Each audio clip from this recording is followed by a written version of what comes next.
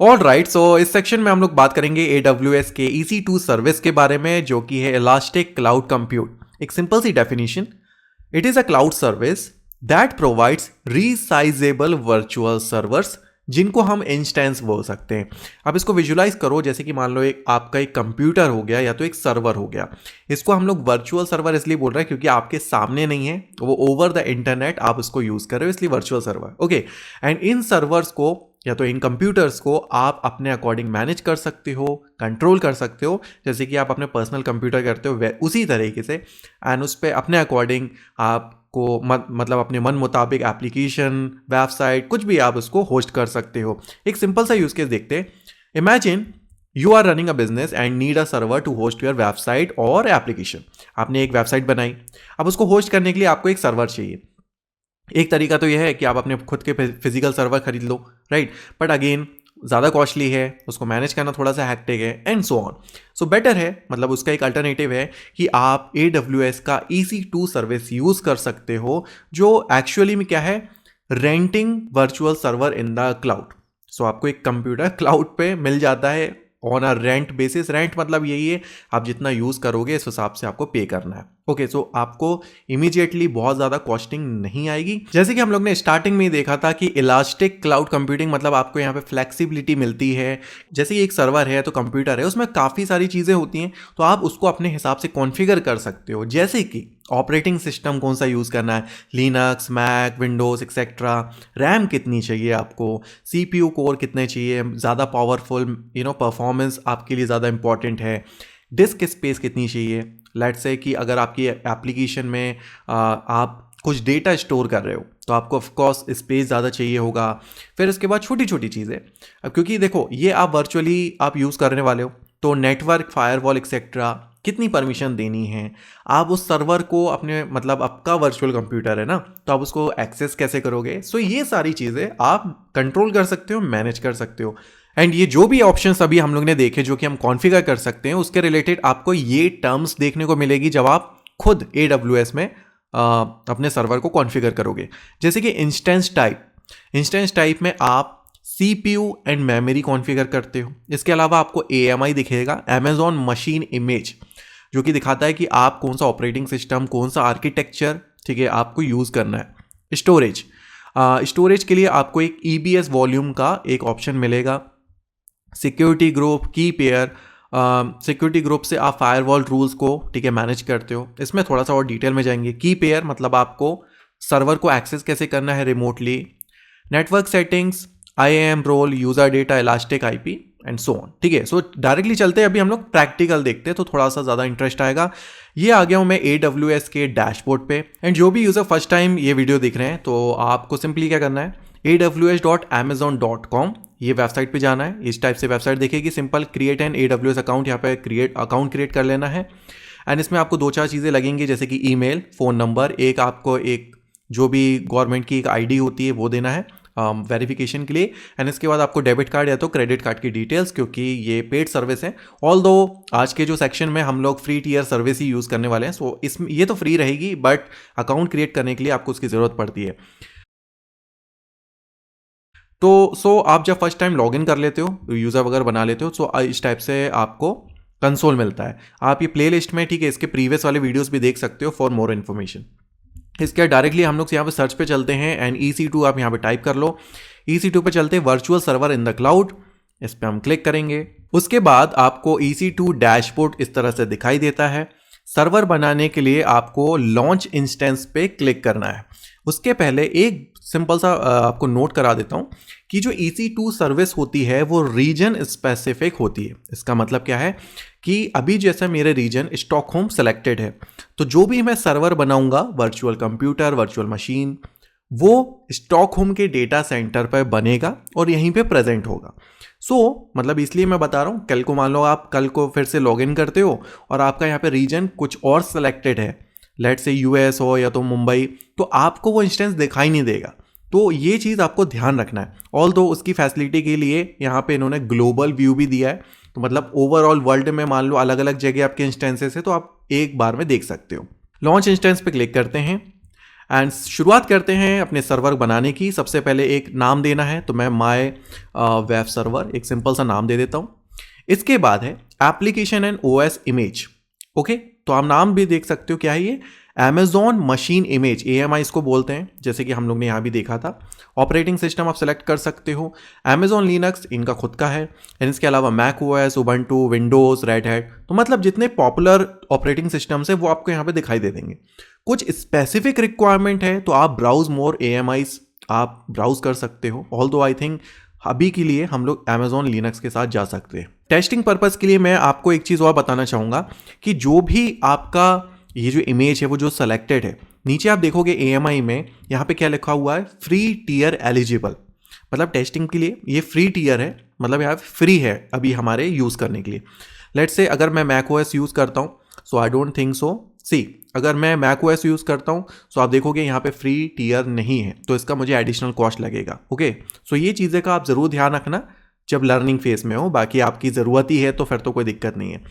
Architecture यहाँ पे देख सकते हो, जैसे कि हम लोग ने देखा था इंस्टेंस टाइप में क्या था, hardware capacity, CPU and memory. Okay, so similarly आप इसमें देख सकते हो जैसे कि T3.micro, ये इनकी क्लासेस होती हैं। Okay, micro, mini and large, ये डिपेंड अपॉन आपकी जो रिसोर्सेज होते हैं, बट इसमें आपको एक समरी मिल जाएगी, जैसे कि वर्चुअल CPU कितनी 2 दिखाई दे रहा है यहाँ पे, 1 gigs ऑफ मेमोरी मतलब 1 GB रैम आपको मिल जाएगी। तो CPU और रैम ये दो चीज़ें यहाँ पे सेलेक्टेड है। लर्निंग फेज में तो फ्री टियर, क्योंकि आप और अलग ऑप्शन भी देख सकते हो, बट शायद अगर कुछ और सेलेक्टेड हो तो उसमें आपको फ्री टियर ना मिले, अगर आप दूसरे यूज़ करते हो तो कॉस्ट में हो सकता है। अब आगे बढ़ते हैं, की पेयर लॉगिन।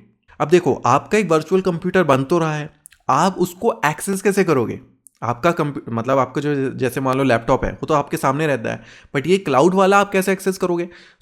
उसके लिए की पेयर्स इन्होंने यहाँ पे प्रोवाइड की है to connect to your instance, मतलब आप अपने लेट्स से पर्सनल लैपटॉप से ये वर्चुअल कंप्यूटर को एक्सेस करना चाहते हो, उसके लिए की पेयर प्रोवाइडेड है। अभी यहाँ पे नहीं है तो क्रिएट की पेयर आप बना सकते हो। जो भी आपका सर्वर का नाम है, let's say my web server, और इसके बाद की, तो इस टाइप से नाम दे देते तो हमको याद भी रहेगा। माय वेब सर्वर की है RSA.pem, बाकी चीज़ें हम क्रिएट की पेयर कर लेते हैं। एंड जब आप क्रिएट की पेयर करते हो, आपने एक चीज़ नोटिस करी कि जैसे ही मैंने क्रिएट किया तो वो डाउनलोड हुई, तो एक फाइल आपके पास डाउनलोड हो जाती है। मैं आपको यहाँ ऊपर दिखा भी देता हूँ, अगर आप डाउनलोड में देखोगे माय वेब सर्वर -key.pem, सो ये फाइल आपके पास डाउनलोड हो जाती है। आगे बढ़ते हैं नेटवर्क सेटिंग्स। तो कुछ चीज़ें आप कंट्रोल कर सकते हो कि कौन कौन सी सर्विस आपको अलाउ करनी है कि आपके सर्वर पे एक्सेसिबल हो। जैसे कि आप देखोगे कुछ बेसिक चीज़ें हैं, जो इन लोग स्मार्ट होते हैं तो बेसिक चीज़ें जैसे कि फायरवॉल देखोगे rules, allow SSH traffic from anywhere, मतलब कि आपके सर्वर को SSH के माध्यम से, SSH को यूज़ करके एक्सेस किया जा सकता है किसी भी सोर्स IP से, एनीवेयर मतलब किसी भी सर्वर से। मोस्टली ये सर्वर्स यूज़ करते हैं वेबसाइट वगैरह होस्ट करने के लिए, उसमें HTTPS की ज़रूरत पड़ेगी। ओके, मैं बोलता हूँ HTTP ट्रैफिक, क्योंकि अभी ना हम लोग ये जो सर्वर बना रहे हैं इस पर एक वेब सर्वर भी इंस्टॉल करके देखेंगे। ओके, वेब सर्वर को आपको एक्सेस करने के लिए HTTP इनेबल होना चाहिए। ओके, चलिए आगे बढ़ते हैं। और देखो ये थोड़ा सा आपको सिक्योरिटी वार्निंग्स भी दे देता है, जैसे कि यहाँ पे एनीवेयर लिखा हुआ है, तो ये ज़्यादा थोड़ा सा रिस्की है रेदर देन आप एक पर्टिकुलर IP से अलाउ करो। इसने ये वार्निंग दी है कि भाई आप थोड़ा सा ध्यान रखो। इसके बाद आते हैं स्टोरेज एंड 8 GB, एंड इसमें और भी इंफॉर्मेशन है, जैसे कि फ्री टियर में आप 230 GB तक हम इसको यूज़ कर सकते हैं। ओके, EBS और जनरल पर्पस SSD आपको मिल जाती है 30 GB आप यूज़ कर सकते हो। ऑल्दो 8 GB अभी सफिशिएंट है। Additional details, number of instance, कि आपको एक बार में मल्टीपल बनाना हो तो, लेकिन हमारे लिए एक काफ़ी है। ओके, इसके बाद हमारे पास एडिशनल डिटेल्स, मतलब ये ऑप्शनल है, कुछ चीज़ें आप कंट्रोल करना चाहते हो नहीं करना चाहते हो। देखो अभी जब हमारा पहली बार जो एक मतलब एक सर्वर बनेगा वो तो खाली रहेगा, कुछ होगा ही नहीं उसमें, प्लेन होगा। मैं चाहता हूँ कि सर्वर बनने के साथ साथ उसके ऊपर कुछ टास्क परफॉर्म कर दें, राइट? तो कितना आसान होगा ना, हमारा काम आसान हो जाएगा। Yes, you can do that. इसके लिए हम लोग ने यहाँ पे मैंने बताया भी था स्लाइड में, user data, add script to be executed when the instance run. तो आप यहाँ पे स्क्रिप्ट बेसिस पे कुछ टास्क ऑटोमेट कर सकते हो during the startup. So advance पे आते डिटेल्स में। ओके, सो डायरेक्टली मैं सबसे नीचे चले जाता हूँ। तो आप देखोगे यहाँ पे एक विंडो दिखेगा जहाँ पे आप अपने टास्क या तो स्क्रिप्ट के स्टेप्स दे सकते हो, या तो आपकी स्क्रिप्ट बनी बनाई हो तो आप फाइल भी अपलोड कर सकते हो। तो यहाँ पे मेरे पास एक ऑलरेडी बहुत सिंपल सी स्क्रिप्ट बनी हुई है, ठीक है। तो इस स्लाइड में भी आप चाहो तो यूज़ कर लो। अब स्टेप्स बहुत ईजी है। बैश स्क्रिप्ट है तो देखोगे बिन बैश, वेरी सिंपल। तो सबसे पहला स्टेप क्या कर रहे हैं, सूडो यम अपडेट। तो हम लोग पूरा अपडेट कर रहे हैं सिस्टम को। इसके बाद हम लोग कर रहे हैं अपाचे वेब सर्वर को इंस्टॉल। ओके, कमांड क्या है, सूडो यम इंस्टॉल -y httpd। एक इंस्टॉल किया httpd। इसके बाद सिस्टम CTL को स्टार्ट किया, इस सर्विस को इनेबल कर दिया कि मतलब हमेशा रनिंग रहे बैकग्राउंड में। एंड लास्ट जो स्टेप है इसमें हम लोग क्या कर रहे हैं, इको। तो मतलब हम लोग एक सिंपल सी index.html फाइल बना रहे हैं, आप देख सकते हो। एंड इसको हम लोग कहाँ पे कॉपी कर रहे हैं, var www.html index.html में। That's it. तो एक ये लोकेशन है जहाँ पे index.html होना चाहिए। सो सिंपली क्या करना है, जैसे कि यूज़र डेटा दिख रहा है, इसके अंदर ये वाली जो स्क्रिप्ट है हम लोग ने रन कर दी, पेस्ट कर दिया। सो बिन बैश मैंने बता दिया, ये तो कमेंट वगैरह है, ठीक है। ओके, सो इतनी छोटी सी स्क्रिप्ट है। सो इस स्क्रिप्ट के बाद क्या होगा, जैसे ही हमारा सर्वर बनेगा, एक वेब सर्वर इंस्टॉल होगा, उस पर एक फाइल बन जाएगी और हमारी एक छोटी सी स्टैटिक वेबसाइट भी लॉन्च हो जाएगी। This is so awesome, right. And almost हमारा सब हो गया है। एंड इसमें एक छोटी सी डिटेल मैं थोड़ा सा नोट करा दूं, जैसे कि आप देख सकते हो कि आपकी जैसे मान लो ये जो स्टैटिक वेबसाइट है सिंपल सी, वो आपको एक्सेस करने के लिए आपकी जो मतलब जो सर्वर की IP पब्लिक होनी चाहिए, राइट। पब्लिक IP होनी चाहिए, तभी तो आप एक्सेस कर पाओगे। सो आप देखोगे नेटवर्क सेटिंग्स में यहाँ पे असाइन पब्लिक IP यहाँ पे इनेबल है। अब मैं लास्ट स्टेप पे आ जाता हूँ, समरी पे। आप एक बार और फाइनल देख सकते हो कि भाई हम लोग क्या क्या यूज़ कर रहे हैं। एंड इसके बाद सिंपली मैं लॉन्च इंस्टेंस यूज़ करता हूँ। ये विद इन अ सेकेंड, बहुत फास्ट सर्विस है इनकी, विद इन अ सेकेंड। सी यहाँ पे मैंने क्लिक किया और हमारा इंस्टेंस बन गया। आपकी एक इंस्टेंस की ID बन जाती है। ओके, तो मैं यहाँ पे क्लिक करता हूँ। ऑल दो आप सिंपली EC2 पे जाओगे, चलो मैं वही दिखाता हूँ, क्योंकि आप सिंपल EC2 पे भी जाओगे इसके बाद। सो आपका एक EC2 डैशबोर्ड खुलता है, ठीक है। अब इसमें डिफरेंस आएगा कि इंस्टेंस रनिंग में आपको यहाँ पे 1 दिखाई दे रहा है। मैं इस पर क्लिक करता हूँ।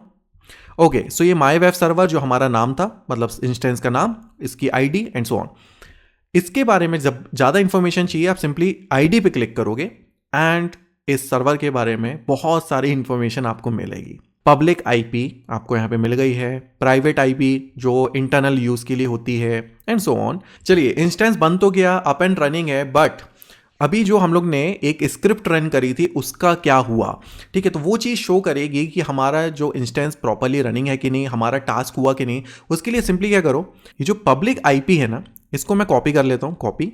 एंड हम लोग एक नए टैब पे चलते हैं एंड यहाँ पे मैं पेस्ट कर देता हूँ। ये मैंने अपनी IP डाली एंड एंटर करता हूँ and here you go, see welcome to Apache web server on Amazon Linux। ये वही स्क्रिप्ट है, इफ़ यू रिमेंबर। ये देखो, ये जो लास्ट स्टेप में हमने देखा था ना, welcome to Apache web server on Amazon Linux, ये वही हमारा वेब पेज है। चलिए अब थोड़ा सा डिस्कशन कर लेते हैं सिक्योरिटी ग्रुप्स के बारे में, जो कि एक इंपॉर्टेंट टॉपिक्स है रिलेटेड टू द EC2। क्यों? सिक्योरिटी ग्रुप क्या करता है, it is like a network rule या तो फायरवॉल रूल। ये फायरवॉल जैसा वर्क करता है जो आप मैनेज कर सकते हो, that controls the inbound and outbound traffic for your instance. Okay, so मतलब क्या है, देखो ये आपका EC2 इंस्टेंस है, एक वर्चुअल सर्वर है, ये आपका सर्वर है, ये आपकी रिस्पॉन्सिबिलिटी है। ओके, अब इस पे आपको कौन सी सर्विसेज अलाउ करना है नहीं करना है वो आपके हाथ में है। अब वो कंट्रोल कैसे करोगे, वो कंट्रोल करते हैं हम यूजिंग द सिक्योरिटी ग्रुप्स। अभी हम लोग ने ऑलरेडी एक इसका एग्जांपल देख चुका है, जैसे कि सर्वर बनाया, उस पर एक वेब सर्वर इंस्टॉल किया, उसको हम लोग ने एक्सेस भी किया, राइट, बाहर से, मतलब पब्लिकली एक्सेस किया, तो वो हो भी गया। लेकिन ये वर्क कैसे कर रहा है, चलिए उसके बारे में बात करते हैं। फिर से हम आ जाते हैं EC2 डैशबोर्ड पे। यहाँ पे इंस्टेंस रनिंग एक ही है, सो इस पर मैं क्लिक करता हूँ एंड इंस्टेंस ID पे क्लिक करता हूँ। इसको हम चेक कैसे करते हैं, सिंपली आप नीचे आ जाओ, सिक्योरिटी में चले जाओ। सिक्योरिटी में आप देखोगे यहाँ पे सिक्योरिटी ग्रुप्स के अंदर आपको यहाँ पे देखोगे एक ID दिखाई देगी। इसमें आप जाते हो inbound rules and outbound rules. Okay, क्योंकि हम लोग ने क्या बोला, ये इनबाउंड एंड आउटबाउंड ट्रैफिक आप कंट्रोल कर सकते हो, ठीक है। सो ये दोनों रूल्स दिखेंगे। आउटबाउंड में, ठीक है, ये देख सकते हो ये सारी मतलब ये सब आईपीस मतलब ऑल को हम लोग ने अलाउ किया हुआ है। इनबाउंड रूल्स, अब देखो इनबाउंड रूल्स मतलब क्या है, आपके सर्वर पे एक वेबसाइट डिप्लॉयड है, हम लोग ने अपने वेब सर्वर से रिक्वेस्ट करी अपने EC2 इंस्टेंस पे कि भाई वो वेबसाइट को एक्सेस करना है।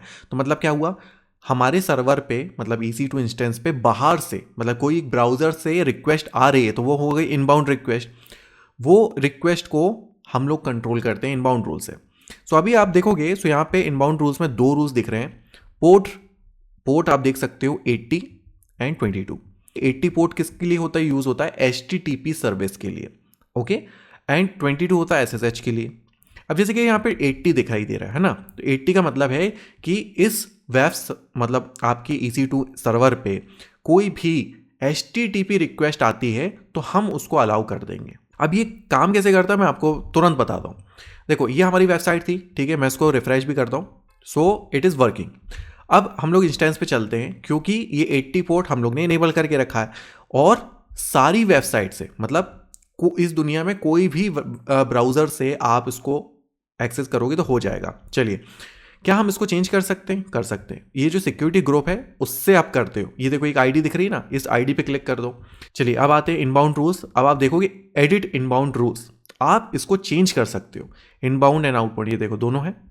इनबाउंड है, मैं एडिट करता हूँ एंड मैं क्या बोलता हूँ, ये जो HTTP है सर्विस, मैं बोलता हूँ इसको मैं डिलीट कर देता हूँ।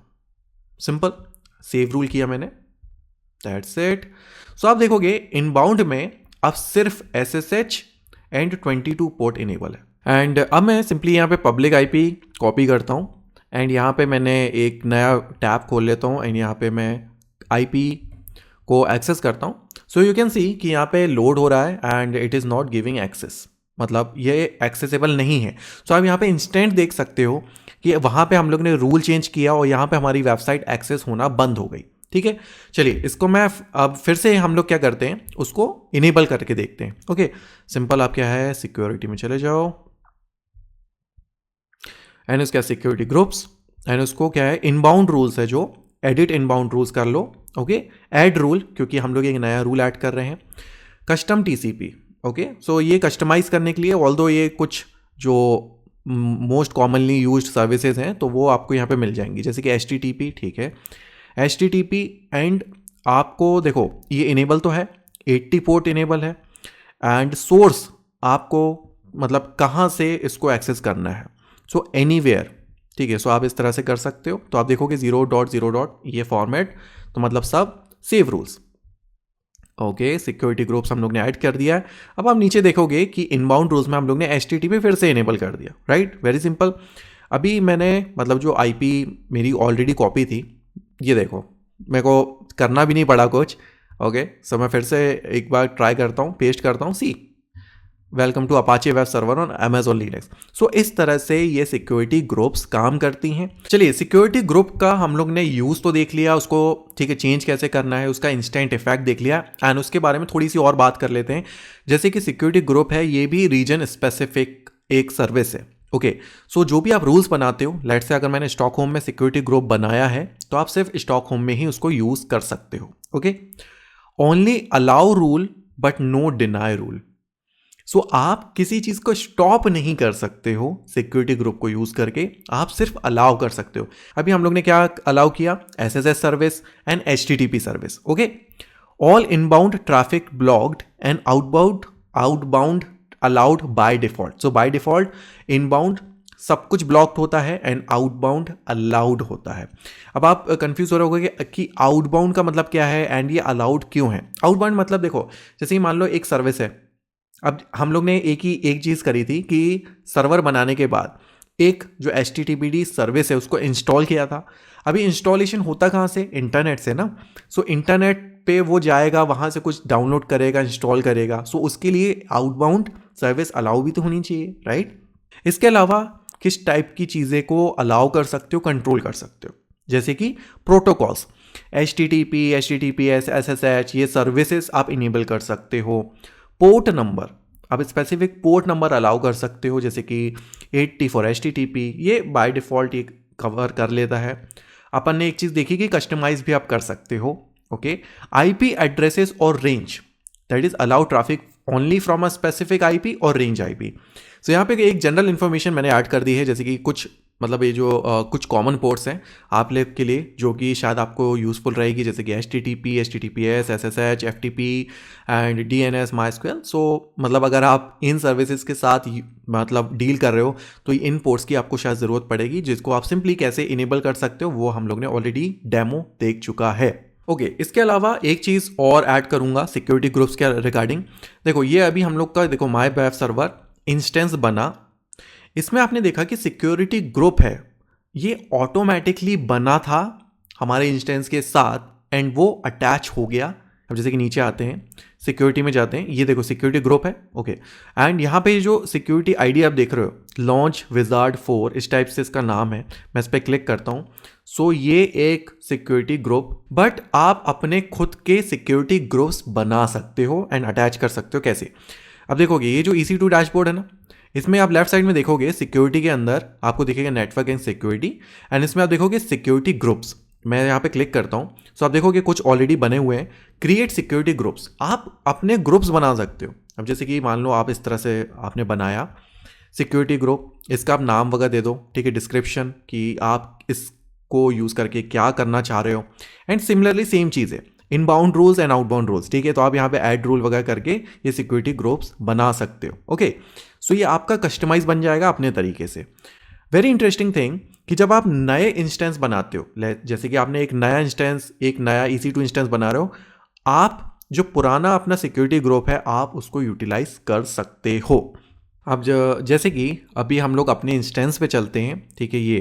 तो ये इंस्टेंस ऑलरेडी सिलेक्टेड है, इसमें आप काफ़ी सारे एक्शन परफॉर्म कर सकते हो, जैसे कि एक्शन पे आए। ओके, सो ये लेट्स से मुझे फायरवॉल रूल इसमें चेंज करने, तो वो किससे रिलेटेड है? सिक्योरिटी। अब मैं सिक्योरिटी पे आता हूँ, आपको एक ऑप्शन मिलेगा चेंज सिक्योरिटी ग्रुप्स, क्योंकि अभी तो जो आया था वो डिफ़ॉल्ट था।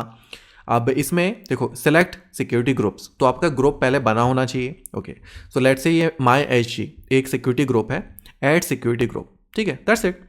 तो ये देखोगे लॉन्च विजार्ड 4, मतलब ये जो बाय डिफ़ॉल्ट नेटवर्क रूल्स थे वो ऐड थे, और मैंने अलग से जो बनाए वो भी मैं ऐड कर सकता हूँ, या तो मैनेज कर सकता हूँ, रिमूव कर सकता हूँ एंड सो ऑन, ठीक है। तो मैं सिंपल कैंसिल कर देता हूँ, अभी ज़रूरत नहीं है। तो दिस इज हाउ आप सिक्योरिटी ग्रुप्स यूज़ करते हो और मैनेज करते हो। चलिए अब बात करते हैं कि जो हमारा EC2 इंस्टेंस बना था, आप उसको रिमोटली कैसे एक्सेस कर सकते हो, तो कंट्रोल कैसे कर सकते हो। लेट्स से आपका एक सर्वर है, वो एक कंप्यूटर जैसा ही है, उस पर जाके आपको कुछ एक्शन परफॉर्म करना हो, कोई एक नई एप्लीकेशन इंस्टॉल करना हो, तो कैसे करोगे? रिमोटली आप उसको एक्सेस कर सकते हो। इसका एक और तरीका भी अभी हम लोग देखेंगे। ओके, सो पहला तरीका तो मैं आपको दिखा देता हूँ। इंस्टेंसेस है माई वेब सर्वर, ये सिलेक्टेड है। ओके, ये EC2 डैशबोर्ड में ही हम लोग, इसके बाद आपको एक कनेक्ट का बटन दिखेगा, ठीक है, इस पर हम क्लिक करते हैं। EC2 instance connect. Okay, user name हमारा क्या है? EC2-यूज़र, ये बना हुआ है। इसको हम सिंपली यहाँ पे कनेक्ट करते हैं एंड आपको एक नया विंडो ओपन हो जाएगा। है you go, see it is so simple and fast कि जो आपका EC2 इंस्टेंस था, ये देखो, ये आपके पास ये जो लिनक्स टर्मिनल दिख रहा है ना, ये आपका वर्चुअल मशीन है, आपका वर्चुअल सर्वर है, आप इस पर कोई भी एक्शन परफॉर्म कर सकते हो। चलिए इसमें मैं एक चीज़ बताता हूँ। हम लोग ने एक स्क्रिप्ट बनाई थी एंड उसको रन किया था, मतलब index.html फाइल बनाई थी, वो बनाई थी www.html एंड ls करते हैं तो देखोगे index.html यहाँ पे बनी हुई है, राइट। एंड मान लो इसको आपको चेंज करना है, तो sudo vi index.html, क्योंकि हम लोग एज अ रूट यूज़र नहीं है, ठीक है। अब जैसे कि welcome to Apache web server है, मुझे छोटा सा चेंज करना है। लेट्स से मैं यहाँ पे आई करके न्यू कर देता हूँ, Apache web server new. Okay, and इसको simply :wq save, that's it. तो अभी हमारी न्यू फाइल बन गई है, कैट करके हम लोग index.html देख सकते हैं। सो ये रही हमारी वेबसाइट एंड मैं सिंपली यहाँ पे रिफ्रेश करूँगा। अभी देखो अमेजॉन यहाँ पे वेब सर्वर लिखा हुआ है एंड यहाँ पे जैसे ही रिफ्रेश करता हूँ आप देखो कि न्यू आ गया, ठीक है। सो इस तरह से हमारी वेबसाइट भी चेंज हो गई। और कैट एंड OS रिलीज़ करते हैं, सो इसमें आपको और इन्फॉर्मेशन मिल जाएगी कि ऑपरेटिंग सिस्टम अमेजॉन लिनक्स है, फेडोरा बेस्ड है, फ्री यूज़ करके आप देख सकते हो कितनी मेमोरी आपको है, df-h, तो आपको कितनी मेमोरी यहाँ पे मिल रही है। अब जैसे कि देखोगे 6.4 GB जो रूट में आपको यहाँ पे प्रोवाइडेड है। ये तो हो गया हमारा पहला तरीका कि ठीक है, आप यहाँ पे कनेक्ट करके EC2 इंस्टेंस पे जा सकते हो। दूसरा ये है कि आपको अगर मान लो रिमोटली मतलब आपके लैपटॉप से इस सर्वर को एक्सेस करना है तो कैसे करोगे? सिंपली एक ऑप्शन यहाँ पे SSH क्लाइंट। चलिए अब देखते हैं कि विंडोज से हम अपने EC2 इंस्टेंस को वाया SSH कैसे एक्सेस कर सकते हैं। SSH क्लाइंट पे आए तो यहाँ पे हमें स्टेप्स तो दिखाई दे रहे हैं, ऑल्दो मैं आपको डायरेक्ट फॉरवर्ड बताता हूँ। देखो, हमको सबसे पहले एक SSH क्लाइंट की ज़रूरत है, तो हम सिंपली पुटी का यूज़ करते हैं जो कि सबसे मोस्ट पॉपुलर टूल है। सिंपली गूगल पे पुटी कर लो, अगर नहीं है तो डाउनलोड पुटी, सिंपल जाके फ्री SSH टूल है, ठीक है। तो डाउनलोड पुटी पे आप चले जाना। ओके, इसके बाद आपके पास जो हम लोग ने इंस्टेंस बनाते टाइम एक फाइल डाउनलोड हुई थी .pem इफ़ यू रिमेंबर, जिसका नाम था माई वेब सर्वर -की। तो ये की मेरे पास ऑलरेडी है, ये की होना चाहिए राइट, ये वन टाइम ही डाउनलोड होती है। सो सबसे पहले तो स्टेप हमारा ये है कि .pem जो फॉर्मेट है इसका फॉर्मेट चेंज करना है। तो सिंपली आप देखो, जब आप पुटी डाउनलोड करते हो इसके बाद आपके पुटी की जेन भी आता है, ठीक है। सिंपली मैं यहाँ पे पुटी करता हूँ, सो आप देखोगे पुटी की जेन, ओके, पुटी जेन एक्चुअली, सो पुटी जनरेट करता है, ठीक है। तो सिंपली यहाँ पे लोड करो, जहाँ भी फाइल है उस लोकेशन पे चले जाओ। फाइल नहीं दिखेगी तो आप सिंपली क्या करो, यहाँ पे आप ऑल फाइल्स में चले जाओ, यहाँ पे दिखेगी है ना, इसको आपको लोड कर लेना है, ठीक है। मतलब ये लोड हो गई। इसके बाद आप सिंपली क्या करो, save private file, okay, save private file कर लो, ओके, यस। एंड यहाँ AWS में कर लेते हैं .pp के फॉर्मेट में। सो मैं सिंपली क्या करता हूँ, माई वेब सर्वर हाइफन की, ओके, हाइफन की, लेकिन ये फॉर्मेट चेंज हो गया, PPK में हो गया, ठीक है। मैं सेव कर देता हूँ सिंपल, एंड इसको मैं कर देता हूँ क्लोज। सो आप यहाँ देखोगे माई वेब सर्वर, ठीक है, और ये PPK फॉर्मेट में आ गई है, ओके। इसके बाद सिंपली क्या करो, यहाँ पे पुटी, आप ये जो मेन हमारा जो टर्मिनल था एक्चुअली SSH क्लाइंट, उसको ओपन किया, ओके। इसके बाद it is asking for the host name और IP address, okay. So simply आप क्या करो, इंस्टेंस कनेक्ट पे जैसे जाते हो ना, तो इसमें आपको यहाँ पे दिखेगी IP, मतलब ये हमारी जो पब्लिक IP है वो, उसका आप यूज़ कर सकते हो। चलिए, तो ये IP यूज़ कर लिया हम लोग ने, जो पब्लिक IP। इसके बाद पोर्ट 22, अगर ये डिफ़ॉल्ट पोर्ट है, और इसको हम लोग ने इनेबल भी किया था सिक्योरिटी ग्रुप में, राइट। एंड इसके बाद SSH में जाओ, ऑथ में, एंड ऑथ में आप जाओगे क्रेडेंशियल्स। इसमें आप देखोगे प्राइवेट की फाइल फॉर ऑथेंटिकेशन, इसको आप ब्राउज करो, और जो अभी हम लोग ने फाइल बनाई थी माई वेब सर्वर .की, और ये PPK वाली फॉर्मेट, इसको आप लोड कर लो, ठीक है। एंड इसके बाद फिर से हम लोग सेशन में चले जाते हैं। आप चाहो तो इसको सेव भी कर सकते हो, जैसे कि माई वेब सर्वर, ठीक है। तो मैं इसको सेव कर देता हूँ। सो अब नेक्स्ट टाइम इसको यहीं से ओपन कर पाओगे, ठीक है। मैंने इसको क्लिक कर लिया, अब मैं सिंपली ओपन करता हूँ, ओके। ये देखो, ये पहली बार ये बोलेगा एक्सेप्ट करने के लिए, एक्सेप्ट कर लेना। लॉग इन एज, सबसे पहले ये आपको यूज़र नेम मांगेगा, तो EC2-user, ये यूज़र होगा। है यू गो सी, क्योंकि देखो इसमें पासवर्ड नहीं मांगा, क्योंकि ये की बेस्ड ऑथेंटिकेशन है, राइट। सो आपने इस तरह से एक्सेस कर लिया, और ये हमको यही सेम विंडो मिलता है जो हम लोग ने ब्राउजर से एक्सेस किया था, राइट। लेट्स से कि मैं इसको क्लोज कर देता हूँ, चलिए मैं इसको क्लोज कर देता हूँ। नेक्स्ट टाइम आपको फिर से अगर ओपन करना है तो आप सिंपली पुटी पे जाओ, यहाँ पे देखो कि माई वेब सर्वर यहाँ पे सेव हो चुका है। अब मैं फिर से ओपन करूँगा, ओके। ये एक्चुअली हर बार ये मांगता है, ठीक है, यूज़र नेम, ठीक है। तो इसमें आप क्या कर सकते हो, चलो मैं इसका एक वो आइडिया बताता हूँ। पुटी पे जाओ, माई वेब सर्वर, ठीक है, मैं इसको लोड करता हूँ एक्चुअली।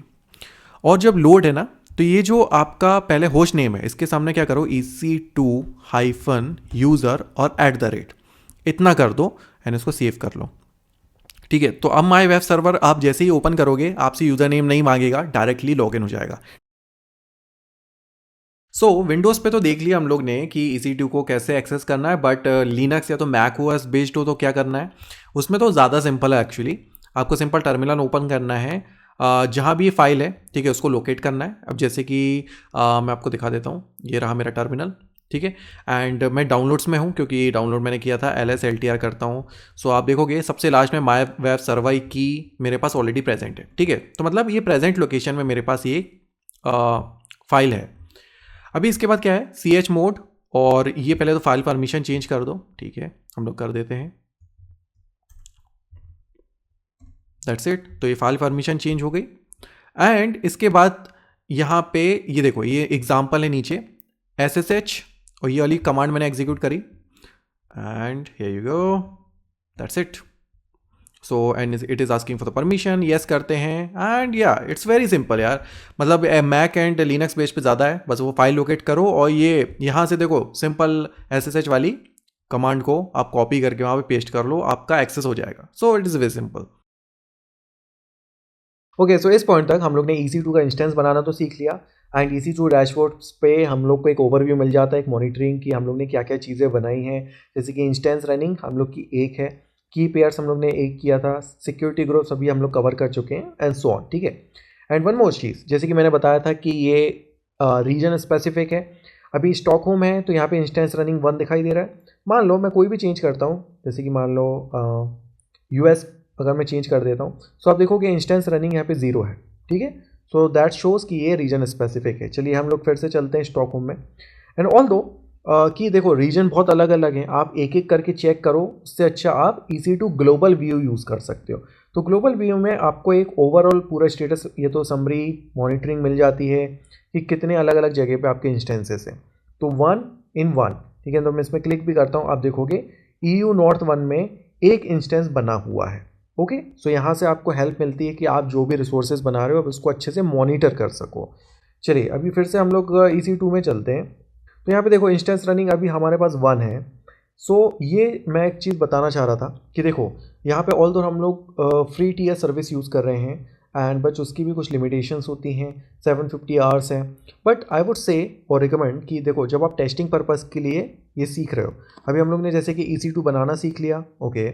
सो अगर आपका काम ख़त्म हो गया है, सो बेटर है कि आप अपना जो इंस्टेंस है उसको टर्मिनेट कर दो, ओके। सो यहाँ पे आप सिंपल यहाँ पे सेलेक्ट किया, इसके बाद इंस्टेंस स्टेट पे जाके आप देखो आपके पास अलग अलग यहाँ पे चीज़ें हैं। जैसे फॉर एनी रीज़न आपको रीबूट करना हो अपने इंस्टेंस आप कर सकते हो, स्टॉप करना हो क्योंकि देखो अभी लाइव है, रनिंग है, स्टॉप करना हो तो it's like the shut down. And terminate मतलब आपका जो डिलीट है, मतलब इंस्टेंस है वो डिलीट हो जाएगा, मतलब इसकी एग्जिस्टेंस यहाँ पे ख़त्म हो जाएगी। मैं यही रिकमेंड करूँगा कि देखो टेस्टिंग पर्पस में अगर आपको बिल्कुल ऐसी कोई ज़रूरत नहीं है कि भाई मुझे ये चाहिए ही चाहिए रिसोर्स, क्योंकि ऐसा होगा कि आप चीज़ें बनाते जाओगे बनाते जाओगे बनाते जाओगे, शायद कभी आप भूल जाओ बना के, राइट, आप उसको ट्रैक ना कर पाओ एंड कहीं आपकी बिलिंग ना आ जाए, ठीक है। तो बेटर है कि आप टर्मिनेट कर दो। तो मैं देखो मैं तो अभी टर्मिनेट कर रहा हूँ, terminate delete and that's it. So if you can see कि सक्सेसफुली इनिशिएटेड टर्मिनेशन, यहाँ पे शटिंग डाउन है और थोड़ी देर में हमारा जो EC2 इंस्टेंस है वो रिमूव हो जाएगा। रिमूव मतलब डिलीट, सो उसकी कोई एग्जिस्टेंस नहीं है, okay. And one more thing कि जैसे अगर आप लोग इस बारे में सोच रहे होगे कॉस्टिंग ये तो देखो बहुत ज़्यादा नहीं लगती है, फिर भी मैं आपको बताऊं। सो यहाँ पे सिंपल सर्च पे जाके आप बिलिंग इस तरह से सर्च कर सकते हो, बिलिंग एंड कॉस्ट मैनेजमेंट, ठीक है। तो इसमें एक डैशबोर्ड मिलता है, उस पर आप जा सकते हो, मैं अपना भी दिखा दे रहा हूँ। सो आप देखोगे मंथ टू डेट कॉस्ट और यहाँ पे 0000 ये, और यहाँ पे फोरकास्ट है कि मतलब इस मंथ में मुझे कितना फोरकास्ट जा सकता है जिस हिसाब से मेरा यूसेज है। तो आप देख सकते हो $0.03, क्योंकि लाइक बहुत मिनिमम है, राइट। सो बट हम फिर भी कोशिश करें कि बाय एक्सीडेंट या बाय चांस भी हमारी बिल्स ना आए। ओके, सो सेक्शन के एंड में हम लोग थोड़ी सी कुछ बेसिक चीज़ें कवर कर लेते हैं, क्योंकि जब आप in terms of as admin या तो एडमिनिस्ट्रेटर रोल में रहते हो, सो ये काफ़ी चीज़ें आपको हेल्पफुल रहेंगी। जैसे कि इंस्टेंस टाइप, उसके बारे में बात कर लेते हैं EC2 के। ये आपको लिंक मिल जाएगी, ठीक है, आप इस पर क्लिक करोगे, लिंक है, एंड यहाँ पे आप आ जाओगे अमेजॉन EC2 इंस्टेंस टाइप। क्योंकि जैसे कि जब हम लोग ने इंस्टेंस बनाया था तो वहाँ आपने देखा था कि T2 माइक्रो, T3 माइक्रो, इस टाइप से हम लोग ने कुछ तो देखा था। अब उनका मतलब क्या होता है, ठीक है। सो यहाँ पे जब आप इंस्टेंस टाइप देखते हो तो आपको बहुत सारे अलग अलग पर्पसेस दिखते हैं। जैसे कि देखो general purpose, compute optimised, memory optimised, accelerated computing and so many things, ठीक है। एंड इसमें भी अलग अलग इन्होंने टाइप्स है। जैसे कि जनरल पर्पस मतलब नॉर्मल यूसेज के लिए हमारा अगर आपको बनाना है इंस्टेंस तो उसके लिए, and let's say T3। So T3 में आप देखोगे बहुत सारे हैं, T3 nano, T3 micro, T3 small, और यहाँ से आप कंपैरिजन भी देख सकते हो कि कितना वर्चुअल CPU मिलता है आपको, एंड ठीक है, EBS only and so on, and memory कितनी मिल जाती है। जैसे कि फॉर एग्जांपल 2x लार्ज में आप देखोगे, सो 32 GB की रैम एंड 8 वर्चुअल CPUs आपको मिल जाते हैं. सो आप अपने पर्पस के अकॉर्डिंग यहाँ पे इंस्टेंसेस कंपेयर कर सकते हो, देख सकते हो. क्योंकि देखो, जब भी आप ऐसे नॉर्मली बिजनेस पर्पस के लिए ये सर्विसेज यूज़ करते हो, सो आप प्रॉपर प्लानिंग करते हो. जैसे कि यहाँ पे मैंने आप लोग के लिए 2-3 यूज़ केसेस आपके लिए दे भी दिए हैं, प्रोवाइड भी कर दिए हैं. तो आपको एक थोड़ा सा आइडिया जाएगा. जैसे कि स्मॉल वेबसाइट और ब्लॉग, सिंपल है, बहुत ज़्यादा लोड नहीं है, सिंपल एक स्टैटिक वेबसाइट है, तो ब्लॉगिंग है और बहुत सिंपल सी है, मतलब ठीक है. सो सूटेबल टाइप क्या है, T3.micro, T3.small. आप जनरल पर्पस है एक तो, क्योंकि एक नॉर्मल वेबसाइट है, सो आप वो यूज़ कर सकते हो. इसके बाद आते हैं ई-कॉमर्स एप्लीकेशन. ओके, ये this is also come under the general purpose, but अगर आप यहाँ पे देखोगे तो M5.X लार्ज हम लोग ने यूज़ किया है, राइट. और या तो लार्ज यूज़ किया है, okay. And although I mean it's also depends, अगर आपकी रिक्वायरमेंट अलग है तो. क्योंकि देखो, ई कॉमर्स वेबसाइट ट्रैफिक बहुत ज़्यादा आ रहा है, लेकिन उन लोग नॉर्मली चीज़ कर रहे हैं ना, कि जैसे ऑर्डर प्लेस करेंगे, कार्ट में ऐड करेंगे, it's a very normal thing. इसके बाद जैसे कि केस 3 हो गया, real time video rendering and streaming. अब वीडियो स्ट्रीमिंग एंड ये इससे related application you also know कि भाई ये बहुत ज़्यादा लोड इनको चाहिए होता है. ओके, सो इसके लिए आप देखोगे तो इसमें हम लोग ने क्या यूज़ किया है, एक्सेलरेटेड कंप्यूटिंग. क्योंकि वहाँ पे हमको कंप्यूटिंग पावर एंड परफॉर्मेंस की ज़रूरत पड़ेगी, तो इसलिए हम लोग ने G5.12x लार्ज, 24x लार्ज, इस टाइप के GPUs बेस्ड हम लोग ने वो किए हैं. अब आप देखो कि G यहाँ पे दिया तो ओके, सो लेट्स से कि हम लोग एक्सेलरेटेड कंप्यूटिंग में जाते हैं. ओके, सो आपको ये देखो, ये G5 ये वाली सीरीज़ मिल जाएंगी. ओके, बहुत सारी हैं, ऑल्दो आपको थोड़ा सा टाइम स्पेंड करना पड़ेगा. एंड इसमें आपको क्या चीज़ें मिल रही हैं ये भी है, जैसे कि 3rd जनरेशन AMD कौन सा प्रोसेसर है, NVIDIA, ठीक है, ये आपको GPUs मिल जाते हैं. दैट इज़ ऑल्सो लाइक आपको G सीरीज़ मिल जाती है यहाँ पे. लेट्स से यहाँ पे G5 जाते हो, सो यहाँ पे आप देखोगे NVIDIA का A10G टेंसर कोर GPUs मिल जाते हैं. सो इस तरह से आपको थोड़ा सा प्लान करना पड़ता है. ओके, एक और केस है, in memory database for real time analytics. कोई ऐसी एप्लीकेशन जो कि रियल टाइम एनालिटिक्स आपको शो करती है, तो उसके लिए आपको मेमोरी ऑप्टिमाइज्ड बेस्ड इंफ्रास्ट्रक्चर की ज़रूरत है. सो आप उसके लिए R6G जैसे कि मेमोरी ऑप्टिमाइज्ड की अगर बात करें, सो यहाँ पे देखोगे मेमोरी ऑप्टिमाइज्ड. ओके, सो यहाँ पे बहुत सारी जनरेशन है, ऑल्दो आपको एक थोड़ा सा आइडिया मिल जाएगा. अब जैसे कि मैंने R4 यहाँ पे किया है, हम लोग ने यहाँ पे क्या लिखा था, R6 लिखा है. सो यहाँ पे R6G, ओके. एंड इसके बाद क्या क्या चीज़ें इसमें फीचर्स मिल जाएंगे, एंड इसके अलग अलग साइजेस आप यहाँ पे कंपेयर कर सकते हो, ठीक है. सो एक इंस्टेंस टाइप का थोड़ा सा आइडिया आ गया. इसके बाद परचेसिंग ऑप्शंस ऑल्सो, क्योंकि भाई देखो, आप ऐसा नहीं है कि कंपनी में काम कर रहे हो तो बिल्कुल आपके पास अनलिमिटेड पैसा है. हो सकता है शायद आपके पास बजटिंग हो, या तो आपके पास टारगेट हो कि भाई इतने के अंदर ही काम करना है, या तो आपको क्लाइंट कंसल्टेंसी देना है कि आपके लिए कौन सा ऑप्शन बेस्ट होगा, या तो आप किसी के लिए कंसल्टेंसी या तो ऐसे काम कर रहे हो. सो उसके लिए आपको थोड़ा बहुत आइडिया होना चाहिए. जो AWS है अलग अलग टाइप के परचेसिंग ऑप्शंस आपको प्रोवाइड करता है बेस्ड ऑन योर यूसेज. जैसे कि ऑन डिमांड, ये कैटेगरीज है ना परचेसिंग की. परचेसिंग ऑप्शन जैसे कि ऑन डिमांड किस पर्पस के लिए है, short term unpredictable workloads. Short term मतलब जैसे कि हम लोग अभी टेस्टिंग कर रहे हैं, राइट, तो हम लोग ऑन डिमांड यूज़ कर रहे हैं. कॉस्ट इसकी हाई है, कमिटमेंट कुछ भी नहीं है, फ्लेक्सिबिलिटी बहुत ज़्यादा हाई है. Okay, reserved instances. Reserved instances का क्या फ़ायदा है कि this is for the longer term steady workload. मुझे पता है कि भाई इससे ज़्यादा लोड नहीं होगा, ये कांस्टेंट इतना ही आसपास चलेगा. मीडियम टू लो इसकी कॉस्टिंग होती है, अप टू 75% ऑफ, मतलब इसमें डिस्काउंट्स आपको मिल जाते हैं. तो AWS कुछ सर्विसेज पे आपको डिस्काउंट्स भी देती है. It is like the gym membership है ना, कि आप 1 साल का लेते हो तो ज़्यादा डिस्काउंट मिल जाते हैं, वैसे ही है. तो 1 और 3 ईयर्स की कमिटमेंट आपको देनी पड़ती है कि भाई मैं 1 साल के लिए ये सर्विस लूँगा. ओके, फ्लेक्सिबिलिटी लेकिन इसमें लो होती है. इसी तरह से spot instances, savings plans, dedicated host, dedicated instances and so many thing. जैसे कि डेडिकेटेड होस्ट में देखोगे, workload require complete hardware control. Okay, so total hardware पर ज़्यादा कंट्रोल चाहिए, तो high 1 to 3 years and medium flexibility and so on. ठीक है, तो इस तरह से आप परचेसिंग ऑप्शंस भी ऑप्ट कर सकते हो. ऑल्दो आप सिंपली सेल सर्विसेज से जोड़ सकते हो, ठीक है, AWS से, और दे कैन ऑल्सो आपको रिकमेंड कर सकते हैं, ठीक है. तो I think that is also good option. All right, so this is all about the AWS EC2 services. मिलते हैं नेक्स्ट सेक्शन में एक और न्यू टॉपिक के साथ.